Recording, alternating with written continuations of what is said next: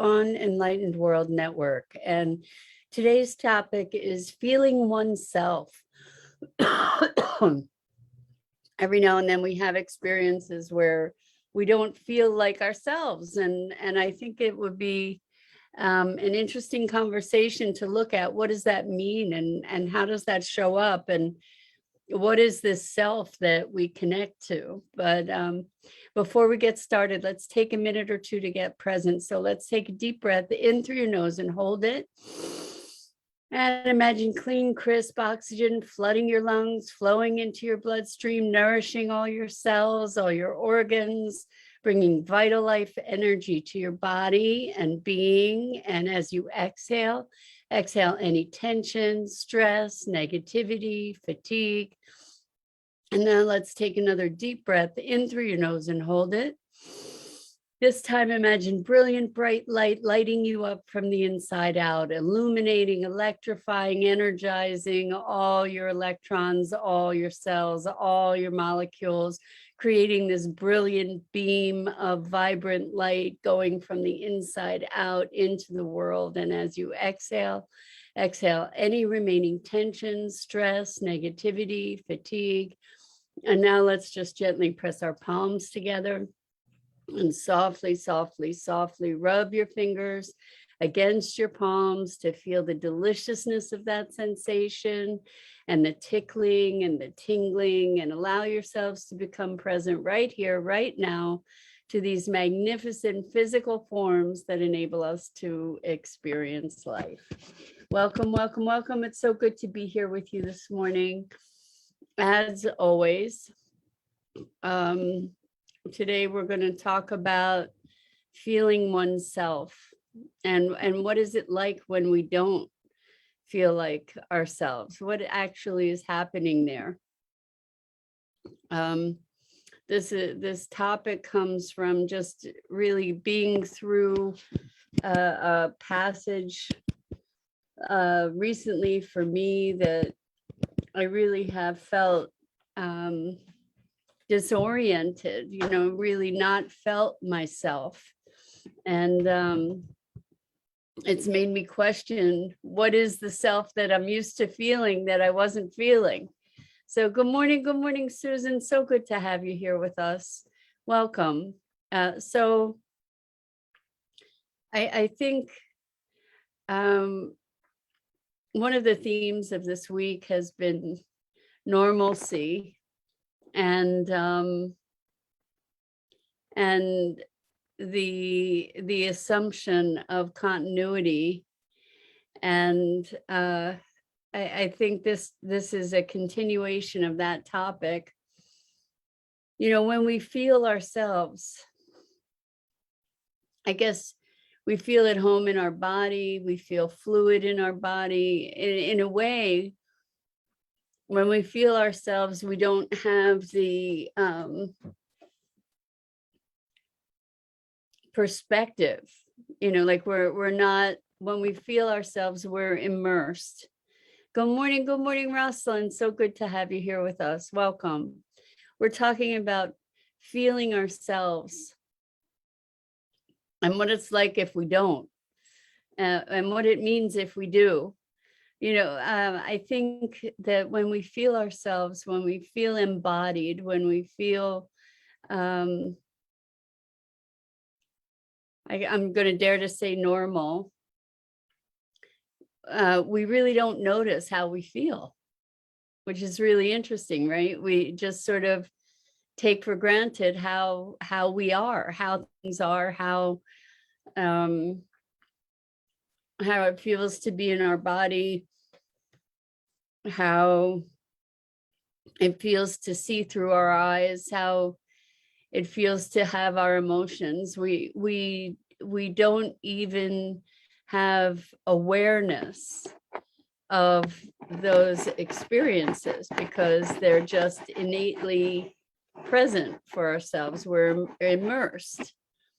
And interestingly, it's when we feel ourselves that we don't even notice that we're feeling ourselves, right? Like we don't go through the day and say, wow, I really feel like myself today.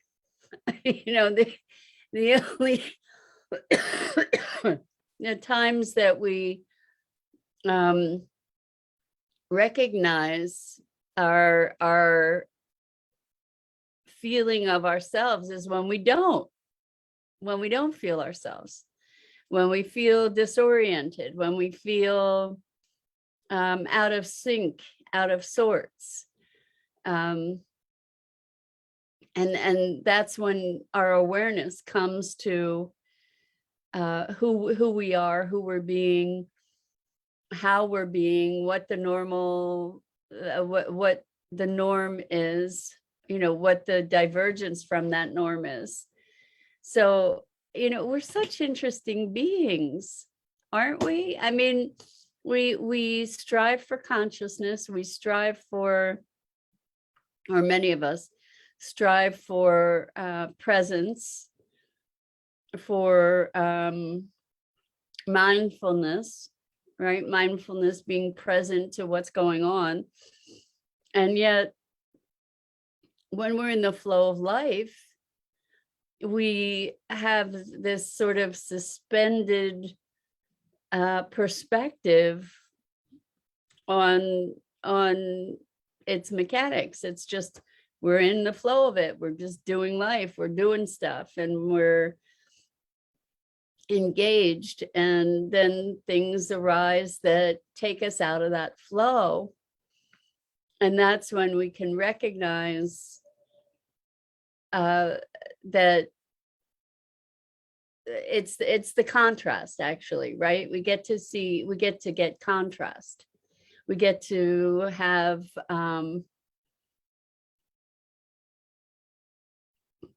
a different perspective, a different sensation. Susan says, so hard, message media and even Facebook go this way and that way. So I think what you're saying, Susan, is that there's input. We get this input from the external world. And so Susan says, oh yes, triggers, contrast. So we get this input from the external world. Good morning, Dennis. So good to have you here, as always. We're talking about being oneself, and what is that? What is it to be ourselves? And what is it when we feel like we're not ourselves? Who are we? Yeah. So Rawson says, derailed, out of flow, off track, not aligned, but you can get unstuck by asking, how do I want to feel this day? And Susan says, all of this, exactly. So yes, we can bring ourselves back on track by consciously choosing, as Susan's suggesting, how about feeling peace, to bring ourselves into a conscious place of presence. But I think what I'm curious about this morning is what takes us out of the flow. So it's kind of ironic that to be able to feel peace, we need to feel a disruption to recognize, oh, we get to choose how we feel, right? So maybe we're feeling anxious, or we're feeling sad, or we're feeling angry, and there's a moment of grace, perhaps, where we can recognize the opportunity to choose to feel a certain way. The thing with all this is like, when we feel anxious, for example, Susan says, mine's my family, the triggers, I'm guessing. You're not alone in that, Susan. Lots and lots of us have triggers with our families. That's kind of one of the main functions of family, is to give us growth through triggers. Anyway, I think it's interesting because if we feel anxious or we feel sad or whatever, we don't necessarily identify that as not feeling ourselves, because maybe those feelings are so familiar that we identify with them. I'm so sorry, Susan. Susan says emotional abuse. I'm so sorry. That's such a challenge to grow up through, emotional abuse, and to find one's own way and one's own path and strength through a history of being told that one's not good enough, or that you're insufficient or not okay in a multitude of ways. And we then absorb these patterns and take them on as our own. And so I want to go back to this idea, like those patterns of what started as external abuse, and then we internalize it and we brutalize ourselves, like that is not an experience, unfortunately, where we tend to say, I don't feel myself. Those are things that we then oftentimes acclimate ourselves to and believe that that is who we are. Good morning, Lisa. So good to have you here, really, truly. But it's interesting because this notion of self encompasses such a broad spectrum of experience and emotion and thought and belief, and lots of contradictions also, like knowing we're worthy and feeling like we're not, and just on and on and on, extremes of emotions and perspectives that we're able to hold, all as part of this self that we believe ourselves to be. And yet there are moments when we just don't feel ourselves. Good morning, Elaine. So good to have you joining us. Lisa says, no, we're enough. Yes, exactly. I'm just trying to put my finger today on this phenomena of not feeling like oneself, because this past week, truly, I didn't feel like myself. Now, I don't know who I felt like. What I felt was unfamiliar. What I felt was disoriented. What I felt was out of sync, like even moving in my body, I didn't feel fluid. I didn't feel like I was embodying my body. And I'm wondering, like in that moment, in those moments of not feeling myself, what was the self that I thought I used to feel? And I'm coming back around and around to this idea of self, because we have a fixed notion in some way. We have a fixed notion of who we are. And the truth is, it's not fixed. It's not static. We are all experience. And it's just so fascinating to me that we identify with certain aspects of that experience as being more truly who we are than other aspects of experience. So Rosalind says, are we driven by egoism that seeks personal happiness at the exclusion of others' welfare? That's a big question, Rosalind. Wow. Not sure where that came from, but we'll address it in a second. And Rosalind goes on to say, instead of why is this happening to me? What can I learn from this experience? So are we driven by egoism that seeks personal happiness at the exclusion of others' welfare? I'll tell you what, I would venture to say that, yes, there are moments when we are, and that's not necessarily true all the time. And really the foundation of this conversation is that nothing is that necessarily true all the time. That things are in flux and change and transformation, and it's our minds that create the continuity. It's our minds that build these constructs that that enable us to operate in an illusion of continuity of self, continuity of consciousness, continuity of experience, expectation, etc. And so sometimes we're driven to seek personal happiness at all costs and with no concern for others. And other times that's not what we're driven by at all. And we can, even the question, why is this happening to me?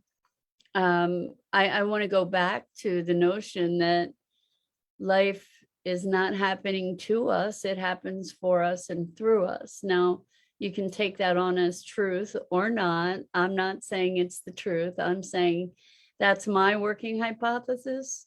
And even when things happen that are derailing and disorienting and devastating, even, that there is a gift in that is life happening for us and through us. And so I think this sense of self, like to allow for this notion of self to be something that is completely fluid, that is an evolution of itself all the time, that there's a greater freedom in that, where, you know, like we see themes in our lives, we see these repetitions of excuse me, trauma and patterns of pain, and we think that that's who we are, but they're just patterns. They're just patterns. They're just themes. They're just stories. They're just threads that connect all the different experiences of our lives. And we make these things real. We make them true. We make them fact. And this is all getting back to the conversation about what is self. So Elaine says, blessings, enjoy the unfolding of this now, all love. Thank you, Elaine. Lisa says, as soon as we're sure of the path, they move the goalposts.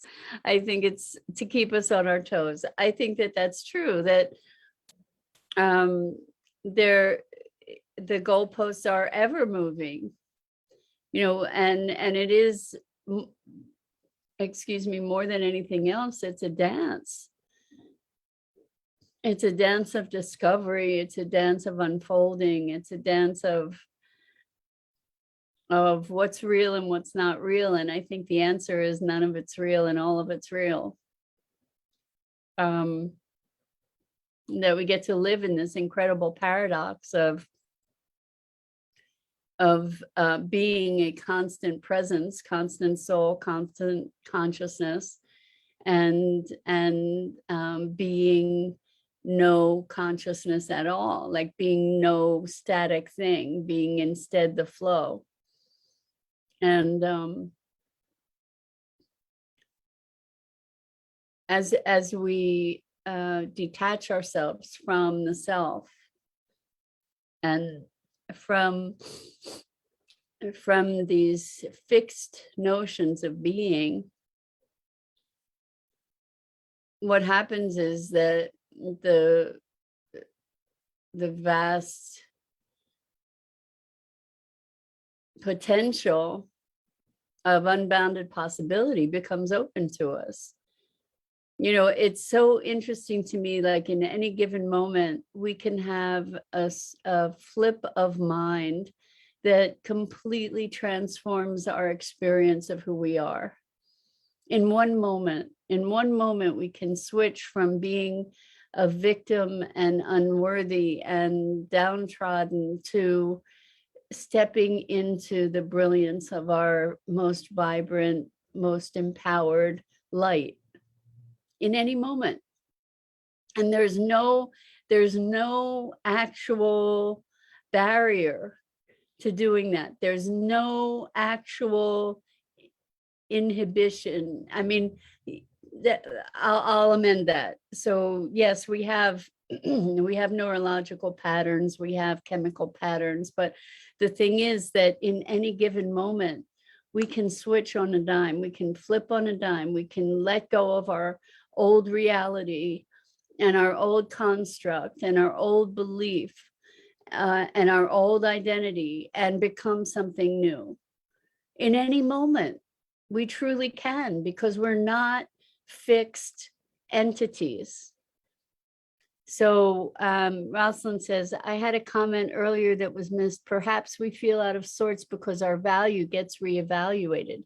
I'm so sorry I missed your comment, Rosalind. I really appreciate you entering it again. So perhaps we feel out of sorts because our value gets reevaluated. And I think that that's accurate. I think that our perspective gets reevaluated. The things that we took for granted, the things that we assumed are called into question. And then there is this reevaluation, there's a reassessment, there's a reorientation where we need to recalibrate and readjust and redefine. And we don't need to redefine, but that's kind of what we do as humans. We're meaning making machines, we're story making machines. We want to make sense out of all of it. Good morning, Robin. So good to have you joining us. Thank you so much for being here. And Lisa says, with the lunar eclipse coming tomorrow. I didn't know that. Thank you, Lisa.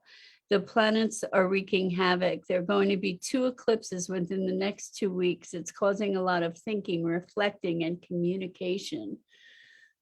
Well, I think that this is, it's certainly something that's needed, right?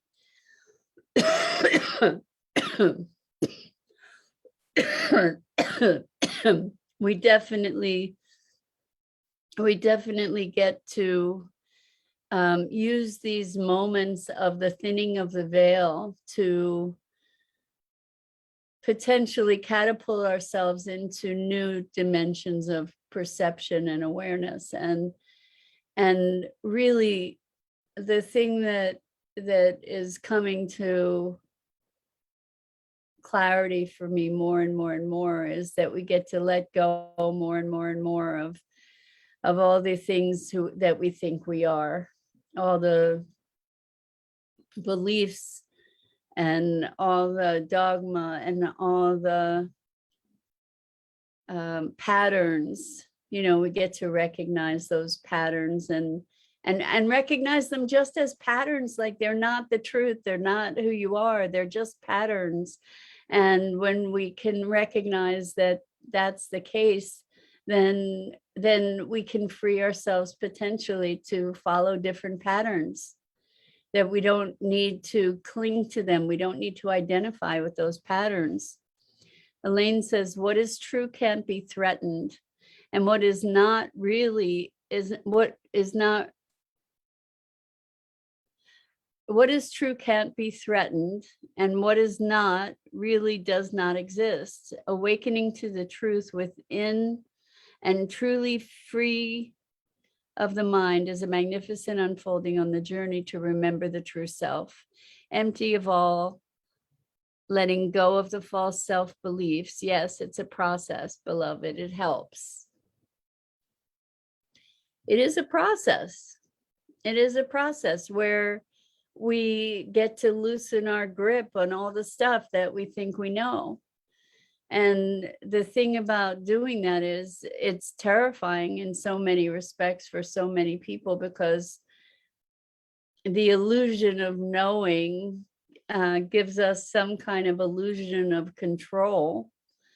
And yet, as we release that that control and that illusion, what happens is that as we're opening our hands from that very, very tight grip, as we're opening our hands, then we have the ability to touch everything beyond that, right? Beyond those limiting ideas. And what happens is that the whole world opens up. Good afternoon, Pat. So good to have you here with us. We're talking about self and what is self? What is it to feel ourselves, and what is it to feel not ourselves? And certainly, like, feeling ourselves is feeling in alignment. And the question is, feeling in alignment with what? I often talk about our heart and our soul song and this pure essence that is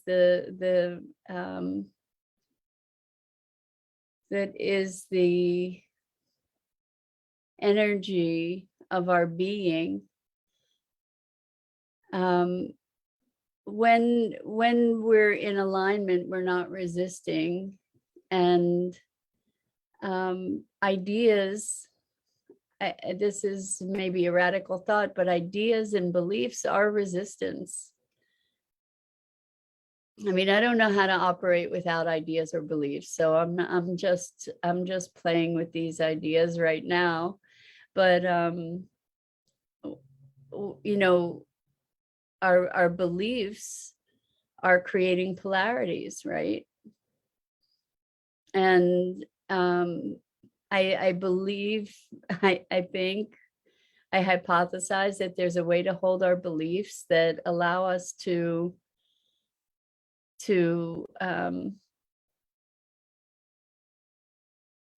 use them in a functional way rather than them owning us.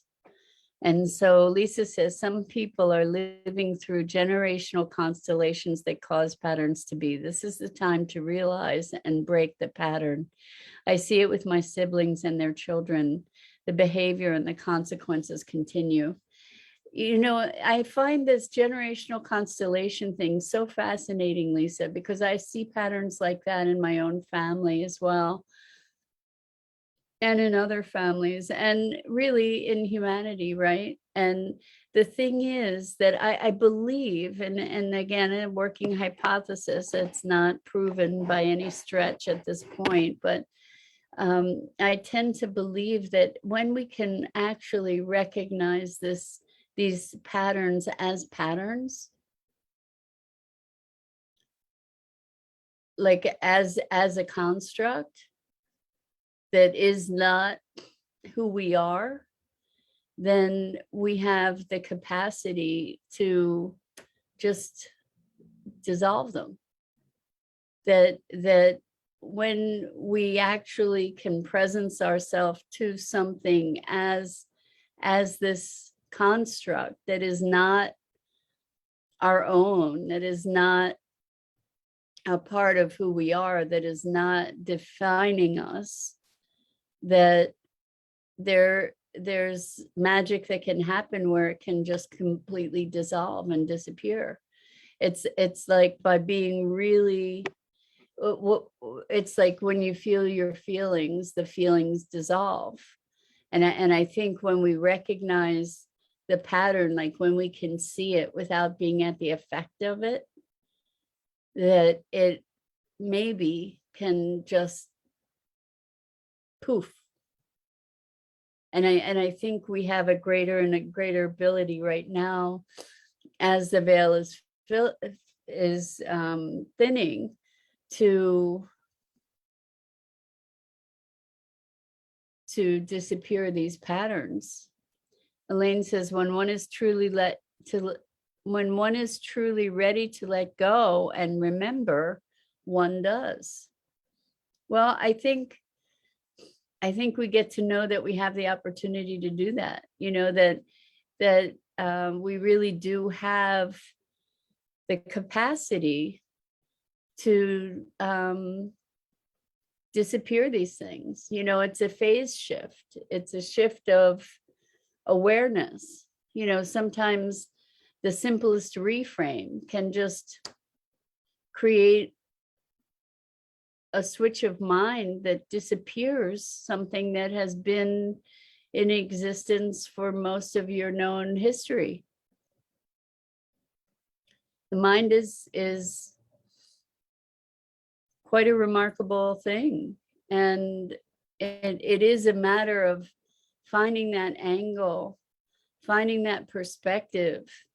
Like I see this emerging in some of my clients. I have this one magnificent client who, oh my gosh, what a brilliant, huge hearted soul who has suffered so much in life, and has, you know, it has been up against, like, why, when is it going to stop? And now what's happening is the revelation that it's going to stop when this person chooses to be their strength, their own strength, to not believe that other people are, that pleasing other people is more important, that they are less than, that they have this obligation and responsibility to try and prove themselves to other people at their own expense. And what I got to see is this magnificent strength starting to emerge of, wait a minute, I count, I matter. What I desire matters. What my heart wants matters. And that I don't have to be apologizing for that anymore. I don't have to be trying to turn myself into somebody else for other people. And that's when life turns around. And sometimes it's like the flash of lightning and it just switches. And other times it's a long and arduous path. But it can happen. It can happen. And so you don't have to be stuck with the patterns that you've had, despite the fact that you've had them through your life. I have two extraordinary clients who are in their 70s who are experiencing new patterns and new possibilities, and it is just such a magnificent privilege to see their transformation. So it's never too late. Lisa says, it took me 55 years to learn that lesson. But wow, was it worth the wait? Now I exude confidence and I take care of me. I will never let anyone knock me ever again. Congratulations, Lisa. And what a lesson, right? What a lesson. And so good on you to have come to that place where you have taken the reins of your life. And we all have the capacity to do that. The interesting thing is that we can be so downtrodden that we don't even realize it. And so to step into that and to have that revelation, that is life transforming. So congratulations to you. It's huge. And it's a transformation that's available to us all. Rosalind says, what do we hold near and precious to us, put our faith into? And at the same time, knowing and accept that belief or pattern can change when given the room and allowance to shift. I think that's a great question, Rosalind, to be looking at what do we hold precious? What do we put our faith into? And I think, again, all of these things to hold with open hand. That is the key, because then we can allow for things to shift and change and transform and evolve, and we can allow for our growth to go into directions that we might not have anticipated. Elaine says, moving to the heart and getting comfortable with the unknown, formless you. Yes, letting go of control and allow all to flow without judgment. And that's the practice, to let things flow without judgment. For sure, that's the practice. And Elaine says to Lisa, rock on, beautiful. I'm right there with you. Absolutely, rock on. Well, I just want to say thank you for engaging in this conversation. I'm just going to read Lisa's comment before we wrap up. My new role as leader in my life suits me. It sure sounds like it does, Lisa. For the first time, I like myself. Congratulations. That is the best gift you could give yourself, for sure. The people that kept me down aren't thrilled with the fact that I took back that power, but I say screw them. I like me. I'm a work in progress, but I'm something in the right direction. Heads up, wings on. I love it. So congratulations. And for the people who don't appreciate your coming into your own power, oh well, that's on them. And they will fall away, and the people who appreciate you for who you are will arise in your life. Dennis, thank you. Love to all of you. I'm Mira Rubin. This is the Core Connection, and I go live each weekday morning here on the Enlightened World Network Facebook page at 9 a.m. Eastern each weekday morning. And oh, you're so sweet, Lisa. Thank you so much. So you guys are the best way to start my day, and I so appreciate you. Please check out all the other awesome programming on Enlightened World Network on the Facebook page, Enlightened World Living, EWN One with the Earth. And I'm so grateful to you. You've been a foundation for me, and I just can't thank you enough. So until next time, lots and lots of love.